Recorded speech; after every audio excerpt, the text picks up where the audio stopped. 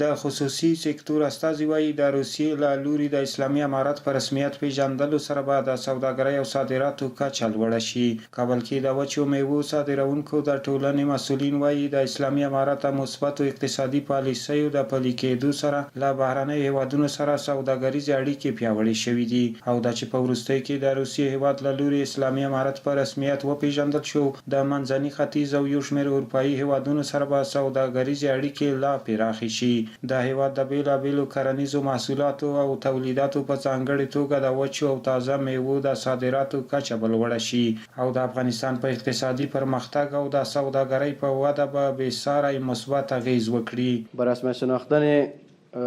امارت اسلامی توسط روسیه یک گام مثبت است و این گام مثبت میتونه به خاطر که کشور روسیه که است یکی از بزرگترین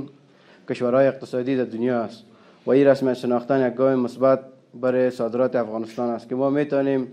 در میوه‌جات خشک از قبیل بادام، کشمش، مغز پسته در بازارهای جهانی به کشور روسیه صادرات کنیم و همچنان در صادرات در بخش میوه‌جات تازه از قبیل انگور، سیب میتونیم که ما به کشور روسیه صادرات داشته باشیم و همچنان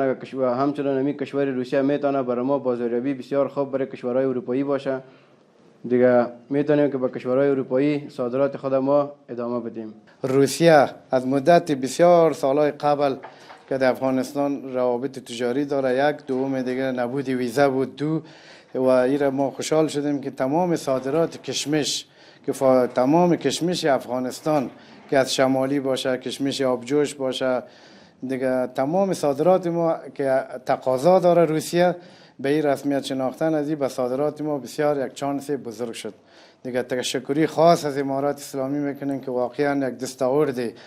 کلان برای تاجرای افغانستان شد. خوشبختانه اولین کشوری که امارت اسلامی را به رسمیت شناخت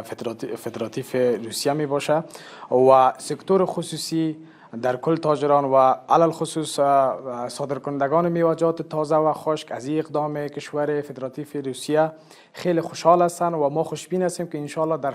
سال آینده را بتونیم ما یک میزان تجارتی بالا را با کشور محترم فدراتیو روسیه داشته باشیم و همه تاجران، همه صادرکنندگان از این عملکرد هر دو طرف حکومت خیلی خوشحال هستند. از برنامه‌های مثبت امارت اسلامی افغانستان ابراز خرسندی می‌کنیم که در مدت کوتاه دستاوردهای کلان دارد. اینکه کشور روسیه امارت اسلامی را بر رسمیت شناخت برای تجارت و صادرات افغانستان تاثیرات مثبت خواهد داشت. امیدوار هستیم که دیگر کشورها نیز مانند کشور روسیه امارت اسلامی افغانستان را بر رسمیت بشناسد. د وچو میوو د صادرونکو ټولنې مسؤلین وایي چې د هند او پاکستان ترمنځ د سیاسي کړکېچ د رامنځته کېدو له امله د افغانستان د صادراتو په لیږد کې خنډونه رامنځته شوي دي. هغوی له اسلامي امارت غوښتنه کوي چې د هوایي دهلیزونو د پیاوړتیا لپاره د کار وکړي، ځکه له یو لوري د افغانستان د وچو میوو په محصولاتو کې زیاتوالی راغلی او له بل لوري په بهرنیو هیوادونو کې د خرڅلاو ښه زمینه ورته برابره شوې ده.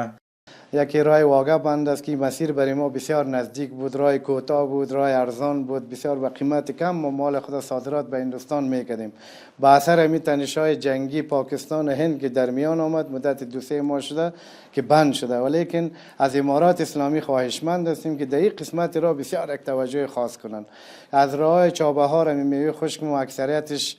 رسیدگی نمیشه، به بحر نم کش میکنه، پوپنک مثال میزنه 40 روز یا 30 روز در مسیر کشتی میمونه. این را بسیار برای ما سهولت بود. طی 3 ماه اخیر با اثر تنش‌هایی که بین حکومت هند و پاکستان پیش شد، متاسفانه مسیر واقع برای ترانزیت افغانستان مسدود گردیده. راههای بدیل امان راه هوایی و بندر چابهار است که متاسفانه در بندر چابهار با مو مشکلاتی که موجود است به اثر مو عدم موجودیت زیرساخت ها است، کشتی های کلان بزرگ موجود نیست و مالای تاجرها حدوداً تا 2 ماه به کشور هندوستان به مقصد منزل میرسه که یک وقت زیاد است، یک پروسه دوامدار است. از حکومت امارت اسلامی خواهشمند می هستیم با همکاری اتاقهای تجارت و سرمایه‌گذاری و با نهادهای ذی دخل در این عرصه صادرات باید شرکت های خارجی حاضر شوند تا مالای تاجرها و صادرکننده ها را چی میوه تازه و چی میوه‌جات خشک است باید اینا صادر بکنند. د اسلامي امارت د لویو بنسټیزو او اقتصادي پروژو د پلي کېدو سره د هیواد اقتصاد د پام وړ پرمختګ کړی دی. همدارنګه د هیواد په کچه سرتاسري امن ټینګښت او یو شمېر نور پرمختګونه هغه مثبت لاملونه دي چې د نړۍ د ډیری هیوادونو باور ورځ تر بلې د افغانستان په اړه پیاوړی کیږي. او په وروستۍ کې د روسیې له لوري د اسلامي امارت په رسمیت پیژندلو سره به د افغانستان اقتصادي او سیاسي موقف په نړیواله کچه نور هم پیاوړی شي.